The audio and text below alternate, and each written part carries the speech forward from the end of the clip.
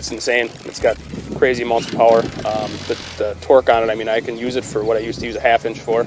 This thing here, I just grab it, grab some sockets, and you're done in 5 minutes. The amount of time it would take me to grab all the air tools and air line out.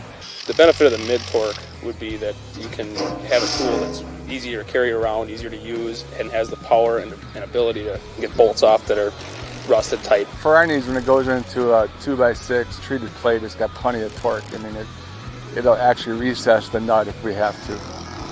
I'll use it to fasten bolts on wheels, bolts on undercarriages for tractors, engine mounting type bolts that I may have to torque after, and I'm not going to over torque it with that tool. 3-mode drive control is nice because you have 3 settings. Number 3 is what I'll use most of the time to remove a fastener, but when I go and put something back together, I'll usually turn it down to at least 1 or 2. With being able to adjust it, I mean, you could pull a 1/4 inch bolt up to a 3/4 inch bolt with no problem. Now you don't need 3 different tools, you got it all in one. The durability's been great on it, and the 3/8 inch is so much nicer, so much more compact for us. It fits construction for carpentry well. It's probably one of the best Milwaukee tools I've used yet.